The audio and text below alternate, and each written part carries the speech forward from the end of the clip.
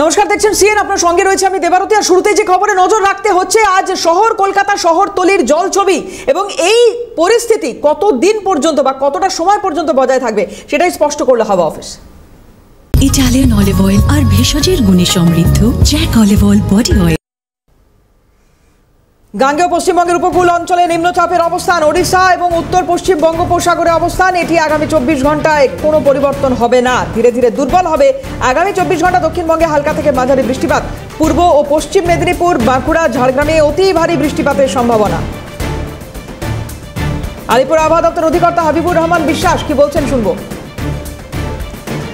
আজকে সকালে যে নিম্নচাপের অবস্থান, তাতে আমাদের গাঙ্গেয় পশ্চিমবঙ্গের উপকূল অঞ্চল সংলগ্ন উড়িষ্যা এবং উত্তর পশ্চিম বঙ্গোপসাগরে আছে। আর এটি আগামী 24 ঘন্টায় আমাদের এই খুব একটা অবস্থানের পরিবর্তন হবে না, ধীরে ধীরে একটু উত্তর পশ্চিম দিকে অগ্রসর হবে, কিন্তু ধীরে ধীরে এটা আবার দুর্বল হয়ে যাবে। আর এর প্রভাবে আগামী 24 ঘন্টা পর্যন্ত আমাদের পশ্চিমবঙ্গের দক্ষিণবঙ্গের সমস্ত জেলাতেই হালকা থেকে মাঝারি বৃষ্টিপাত হবে এবং তার সঙ্গে ভারী থেকে অতি ভারী বৃষ্টিপাতও কয়েকটা জেলায় সম্ভাবনা রয়েছে। ভারী থেকে অতি ভারী বৃষ্টিপাতের সম্ভাবনা আমাদের যে জেলাগুলিতে রয়েছে সেগুলি হলো পূর্ব পশ্চিম মেদিনীপুর, বাঁকুড়া, ঝাড়গ্রাম, এসব জেলাতে রয়েছে। ভারী বৃষ্টিপাতের সম্ভাবনা পুরুলিয়া, হুগলি, হাওড়া এবং দক্ষিণ 24 পরগনা জেলাতেও রয়েছে। কলকাতা এবং উত্তর 24 পরগনাতেও এখন আমাদের হালকা থেকে মাঝারি বৃষ্টিপাতের সম্ভাবনাই বেশি, কিন্তু সমস্ত আর আজকে 24 ঘন্টার মধ্যে ভারীর কাছাকাছি চলে যেতেও পারে এবং 7 সেন্টিমিটার পর্যন্ত চলে যেতেও পারে। সব থেকে বেশি বৃষ্টিপাত হয়েছে আমাদের রাত্রি 2:30 থেকে সকাল 5:30 এই সময়ের মধ্যে কলকাতাতে বৃষ্টিপাত হয়েছে 185 মিলিমিটার। আর আমাদের 24 ঘন্টায় কলকাতাতে আলিপুরে যে বৃষ্টিপাতটা হয়েছে সেটা টোটালটা হচ্ছে 251.4 মিলিমিটার। আর 1 ঘন্টা যদি আমি সর্বোচ্চ দেখি সেটা 98 মিলিমিটার হয়েছে।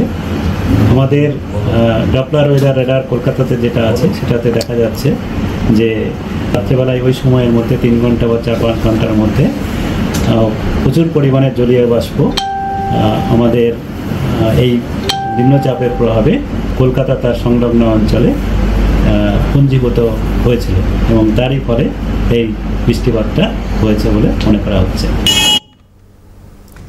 গাঙ্গেয় পশ্চিমবঙ্গের উপকূল অঞ্চলে নিম্নচাপের অবস্থানের কথা বলছেন এবং তার পাশাপাশি আরও একটি গুরুত্বপূর্ণ তথ্য আজকে হাওয়া অফিসের তরফ থেকে দেওয়া হলো। 25শে সেপ্টেম্বর বা তার আশেপাশে আরও একটি নিম্নচাপ হওয়ার সম্ভাবনা রয়েছে পূর্ব মধ্য বঙ্গোপসাগর এবং উত্তর পূর্ব বঙ্গোপসাগরে। এটি তৈরি হতে পারে 26 তারিখ, যেটি গভীর নিম্নচাপে পরিণত হবে। 27 তারিখ এটি ওড়িশার দিকে অগ্রসর হবে।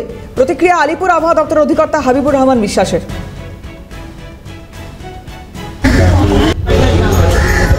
25 তারিখ বা তার আশেপাশে আরেকটা নিম্নচাপ তৈরির সম্ভাবনা রয়েছে আমাদের পূর্ব মধ্য বঙ্গোপসাগর এবং সংলগ্ন উত্তর পূর্ব বঙ্গোপসাগর এলাকায়, এবং এটি ক্রমশ অগ্রসর হয়ে আমাদের উত্তর পশ্চিম এবং সংলগ্ন পশ্চিম মধ্য বঙ্গোপসাগরে আসবে 26 তারিখ নাগাদ, যেটি গভীর নিম্নচাপে পরিণত হওয়ার সম্ভাবনা থাকবে। এবং 27 তারিখ নাগাদ এটা উড়িষ্যা এবং অন্ধ্রপ্রদেশ উপকূল সংলগ্ন অঞ্চল দিয়ে অতিক্রম করার সম্ভাবনা আছে স্থলভাগ। তাই এর প্রভাবের জন্য আমাদের মৎস্যজীবীদের জন্যেও সতর্কতা আগামী 5 দিন পর্যন্তই থাকছে।